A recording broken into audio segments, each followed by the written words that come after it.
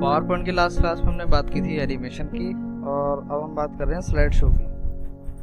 तो slide show में सबसे पहले तो आपके पास एनिमेशन बना हुआ होना चाहिए, आपकी स्लाइड्स तैयार होनी चाहिए। उसी के बाद आप किसी भी तरह का स्लाइड शो स्टार्ट कर सकते हो। स्लाइड शो का मतलब यही है कि हमारी जो स्लाइड्स हमने बनाई हैं उनको किस तरह से छोटे या बड़े पर्दे पर दिखाना, ठीक है। जैसे यही है, अगर हम इसी की शुरुआत करें, इसी की स्लाइड शो देखना चाहें, तो सबसे पहले हमारे पास ऑप्शन होता ही है स्लाइड शो का। यहाँ से स्लाइड शो पे टिक करेंगे तो सबसे पहले हमारे पास पहली स्लाइड आएगी, उसके बाद नेक्स्ट स्लाइड आएगी। क्लिक करते चले जाएंगे तो हमारे पास आगे की स्लाइड आते जाएंगे। पीछे क्लासेस में मैंने ये भी बताया है कि जैसे अभी मैं क्लिक करके नेक्स्ट स्लाइड पे जा रहा हूँ, तो बिना क्लिक किए नेक्स्ट स्लाइड पे कैसे जा सकते हैं, या एक से दूसरे एनिमेशन को कैसे कनेक्ट करेंगे, ये सब मैंने पिछली क्लास में बता रखा है। इसको हम इस तरह से देख रहे हैं। अब स्लाइड शो में सबसे पहले जो स्टार्ट होता है वो होता है फ्रॉम बिगनिंग से, ठीक है। फ्रॉम बिगनिंग मतलब सबसे पहली स्लाइड से जो है इसका शो स्टार्ट हो जाए। क्लिक करेंगे इसके ऊपर तो सबसे पहली स्लाइड से हमारा शो स्टार्ट हो गया। क्लिक किया नेक्स्ट स्लाइड, क्लिक किया नेक्स्ट स्लाइड, ठीक है। इस तरह से एक के बाद दूसरी और दूसरे के बाद तीसरी स्लाइड पे हम जा सकते हैं, ठीक है। एक होता है from current slide. From current slide का क्या मतलब है? सपोज करो कि आप किसी कंपनी में या किसी स्कूल में बच्चों को प्रेजेंटेशन दिखा रहे थे, उस स्लाइड में 20 पेजेस थे या 20 स्लाइड थी प्रेजेंटेशन में पूरी, आपने 10 दिखा दी, फिर बच्चों को ब्रेक दिया, तो जाहिर सी बात है 10 के बाद 11वीं स्लाइड से स्टार्ट करोगे, है ना। तो इसी तरह से सपोज मैंने 5 तक दिखा दिया, 5 के बाद मैं करंट स्लाइड से स्टार्ट करूंगा, ठीक है। तो हम इस बीच में किसी भी स्लाइड से स्टार्ट करके स्लाइड शो दोबारा से दिखा सकते हैं, ठीक। नेक्स्ट होता है हमारा custom slide show. Custom slide show क्या होता है? सपोज कि हम जितनी भी स्लाइड्स हमने ऐड की हुई हैं, जितनी भी स्लाइड्स हमने बना रखी हैं, वो सारी स्लाइड्स हम नहीं दिखाना चाहते। हम क्या दिखाना चाहते हैं? हम बीच में से उठा के एक एक दो दो स्लाइड्स दिखाना चाहते हैं, ठीक है। कैसे करेंगे? सबसे पहले हमें कस्टम व्यू बनाना पड़ेगा। कैसे बनाएंगे? कस्टम स्लाइड शो में जाएंगे, कस्टम शो पे क्लिक करेंगे। यहाँ पर अभी कोई भी कस्टम शो नहीं बना हुआ है, तो न्यू बनाना है हमें। न्यू पे क्लिक करेंगे, यहाँ जितनी भी स्लाइड्स हैं हमारी वो सभी दिखाई देंगी, ठीक। तो जाहिर सी बात है सबसे पहला पेज तो हम रखेंगे, ऐड कर दिया हमने।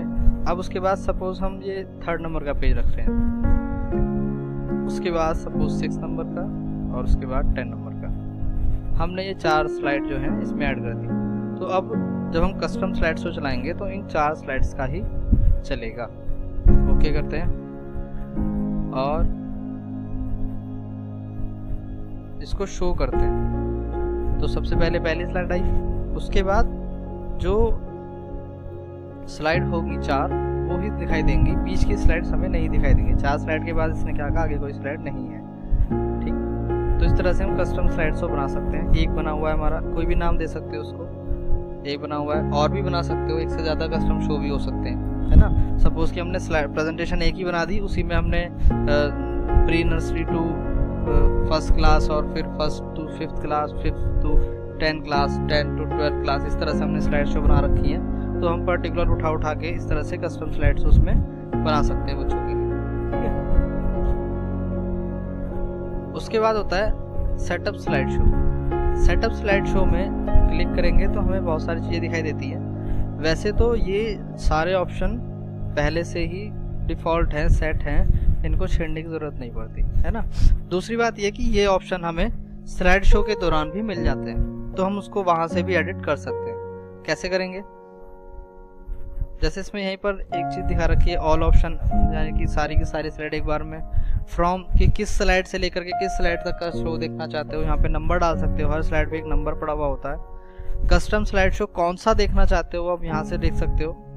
अगर 2 या 2 से ज़्यादा कस्टम शो बना रखे हैं तो यहाँ पे क्लिक करके उसको देख सकते हो कि आप कौन सा कस्टम शो देखना चाह रहे हो, या मैनुअली अगर पर्टिकुलर किसी स्लाइड को देखना चाहते हो तो वो भी देख सकते हो, ठीक है।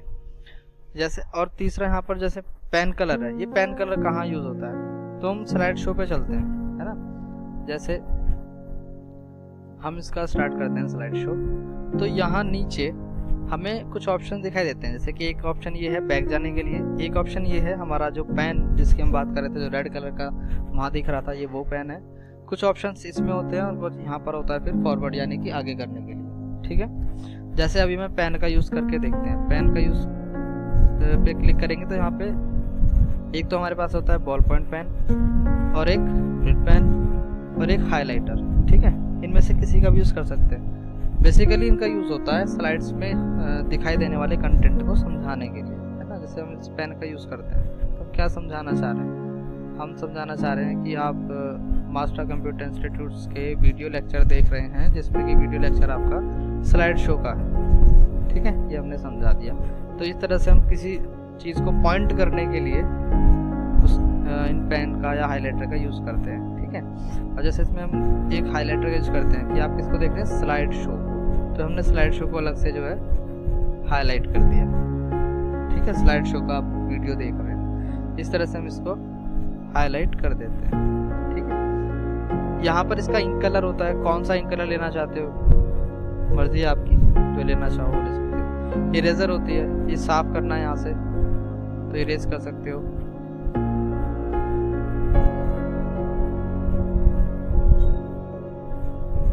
ये सब कुछ साफ हो जाता है इरेजर से।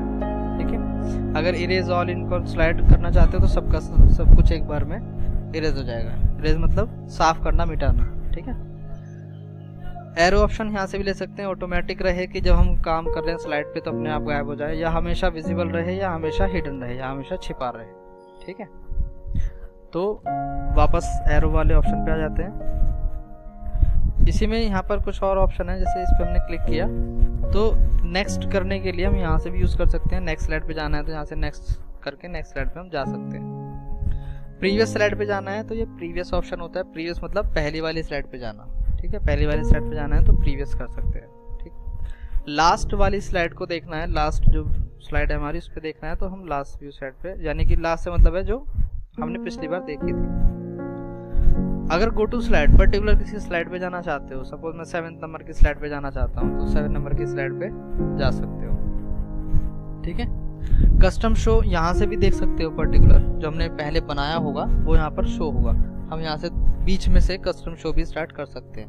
ठीक है, उसके बाद स्क्रीन, अगर हमें सपोज कुछ समझाने के लिए एक स्क्रीन चाहिए, ब्लैक हो या व्हाइट हो, सपोज मुझे ब्लैक स्क्रीन चाहिए है, और इसमें क्या समझाओगे, सपोज ये पेन लेकर के समझा सकते हो। ये लेक्चर किसके थ्रू बना रहे अपने, ये निशांत के थ्रू बना रखे हैं। Contact number 7830553004। ये तो था कि अगर कोई ब्लैंक स्लाइड लेकर के जा वापस उस पर कुछ काम करके दिखाना चाहते हो तो दिखा सकते हो। ठीक है, वापस से गो टू स्लाइड कर दो तो स्लाइड पे आ जाओ। ठीक, अगर हमें कोई व्हाइट स्क्रीन चाहिए तो हम यहाँ से व्हाइट स्क्रीन भी ले सकते हैं।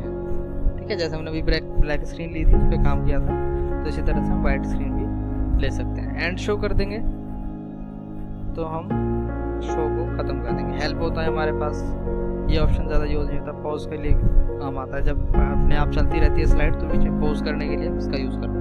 ठीक है, जैसे रोकते हैं ना वीडियो को, इसी तरह से स्लाइड शो जब चलती है अपने आप ऑटोमेटिक बिना क्लिक किए तो पॉज करने के लिए इस बटन का यूज़ करते हैं। ठीक है, एंड शो कर देंगे तो हमारा एंड शो जो है वो खत्म हो जाएगा, लास्ट में हम पहुँच जाएंगे। ठीक, उसके बाद यहाँ पर होता है हाइड स्लाइड। किसी पर्टिकुलर स्लाइड का एनिमेशन नहीं देखना चाहते, सपोज मैं इसका नहीं देखना चाहता, इस पर क्लिक किया हमने और इसको हाइड कर दिया, तो अब जब मैं एनिमेशन चलाऊंगा ध्यान देना कि ये वाला पेज नहीं आएगा।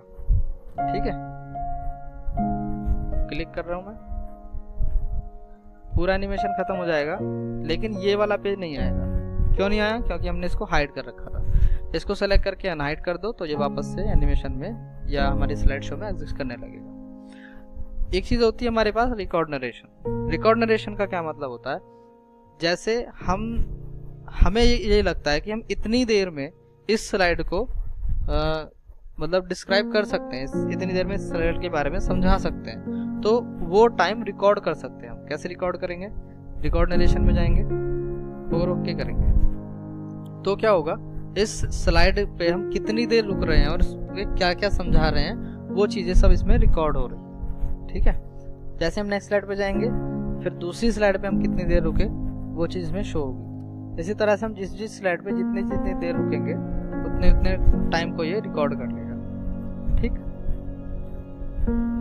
अब ये पूछता है लास्ट में कि जितना टाइम आपने लिया है उसको सेव करके रखना चाहते हो, जैसा कि है हम कहते हैं सेव कर लो। तो अब ये हमें दिखाएगा कि इस स्लाइड पर हम कितनी देर रुके, 9 सेकंड रुके, इस पर 4 सेकंड रुके, इस पर 1 सेकंड रुके, 1 सेकंड, इस तरह से रुके। डिपेंड करता है कि हमें कितना समय लगा किसी स्लाइड को समझाने के। ठीक है, डबल क्लिक कर दो इसके ऊपर तो वापस पहुंच जाओगे स्लाइड पे। उसके बाद होता है हमारा रिहर्स टाइमिंग। रिहर्स टाइमिंग में भी यही चीज होती है।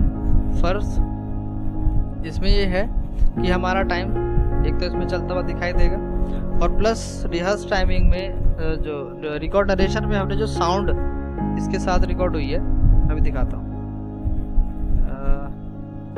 इसको नो कर देते हैं। यहाँ पर हमें एक छोटा सा आइकन दिख रहा है, ये वो साउंड है जब हम बोल रहे थे, जब हम रिकॉर्ड कर रहे थे तो उस समय जो रिकॉर्ड नरेशन हम चला रहे थे तो उस समय जो हम बोल रहे थे वो रिकॉर्डिंग इसमें यहाँ पर आवाज भी साथ में रिकॉर्ड हुई है। ठीक है, तो अगर सिर्फ टाइमिंग लेना चाहते हो तो रिहर्स टाइमिंग कर सकते हो और अगर टाइमिंग के साथ आवाज भी लेना चाहते हो तो रिकॉर्ड नरेशन कर सकते हो। ठीक है, अगर ये हम इस तरह से देखते हैं कि अगर हम वहाँ पर मौजूद हैं तो हम सिर्फ रिहर्स टाइमिंग रखेंगे क्योंकि स्लाइड तो चली रही है, बोल हम रहे हैं, और अगर हम वहाँ पर मौजूद नहीं हैं तो हम रिकॉर्ड नरेशन के साथ अपने मतलब टाइमिंग और आवाज दोनों भेज सकते हैं किसी को या दिखा सकते हैं।